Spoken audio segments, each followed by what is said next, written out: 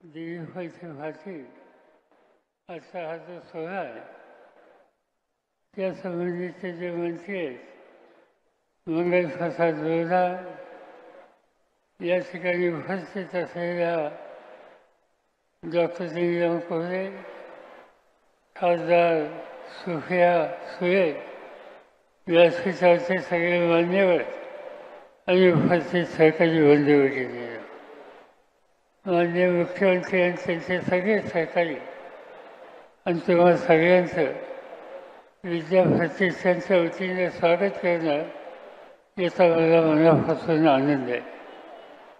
आज या प्रांगणामध्ये आपण आहात. ही संस्था 1971 साली स्थापन झाली आणि आज जवळपास 30,000पेक्षा अधिक विद्यार्थी या कॅम्पसमध्ये शिकतात.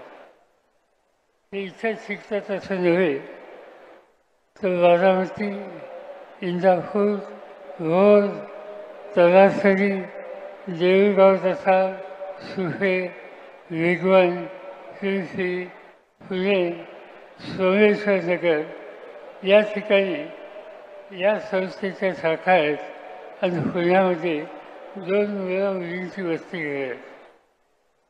आजचा हा कार्यक्रम हा रोजगाराशी संबंधित आहे आणि राज्य सरकारला, मुख्यमंत्र्यांना, त्यांच्या सहकार्यांना धन्यवाद देऊ इच्छितो की नव्या पिढीला हाताला काम देण्याच्यासाठी रोजगार निर्माण करण्याची आज राष्ट्रीय गरज आहे आणि महाराष्ट्र सरकारने त्याच्यामध्ये लक्ष घातलं.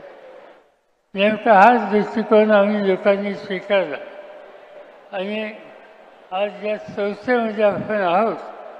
या ठिकाणी मुलांना कॉलेजमधून बाहेर पडल्याच्या नंतर कुठंतरी नोकरीची संधी मिळेल यासाठी एक स्वतंत्र विभाग स्थापन केला.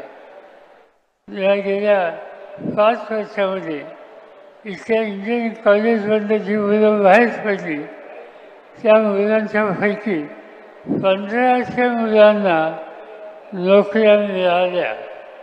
त्याशिवाय नॉन इंजिनिअरिंग हा ज्या महाविद्यालय आहेत त्यांचं जे प्लेसमेंट आहे गेल्या 3 वर्षामध्ये 1000 मुला-मुलींना इथल्या नोकऱ्या मिळू शकल्या.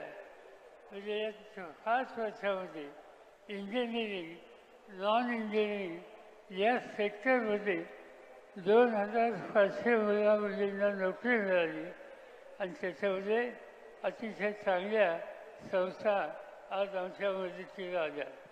आज जर आपण बघितलं तर TCS, Infosys, cognisant, Wipro, Capgemini, Larsen and Toubro अशा अनेक कंपन्या आहेत.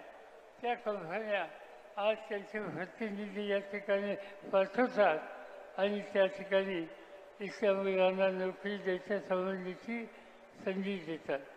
इंजिनिअरिंग कॉलेजला जे विद्यार्थी आहेत आणि त्यांना ज्या नोकऱ्या मिळाल्या त्यांना साधारणतः वर्षाला 4 लाख रुपयाचं वेतन मिळालं आहे आणि नॉन इंजिनिअरिंगला 2500 कमीत कमी एवढी रक्कम मिळते.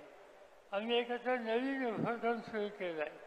आज जगामध्ये कृत्रिम बुद्धिमत्ता हा विषय याच्याबद्दलचं अतिशय लक्ष लोकांचं आहे आणि म्हणून या ठिकाणी आर्टिफिशियल इंटेलिजन्स या संबंधीचं पहिलं कॉलेज या ठिकाणी सुरू केलं आणि आणखी पुढच्या वर्षापासून त्याची नवीन वास्तू या ठिकाणी तयार होईल. आणि म्हणून या क्षेत्रामध्ये आज राज्य सरकार पावलं टाकतं आहे ही समाधानाची गोष्ट आहे. राजकारण हे असतं पण जिथं काहीतरी नवीन करतो आहोत, नव्या पिढीला आधार देत आहोत अशी भूमिका असेल तर त्या ठिकाणी सगळ्यांनी सहकार्य केलं पाहिजे आणि तीच भूमिका घेऊन आम्ही मुख्यमंत्र्यांना आणि त्यांच्या सहकार्यांना खात्री देतो की मुलांच्या हाताला काम देण्याच्यासाठी जे जे तुम्ही कराल त्या सगळ्या गोष्टी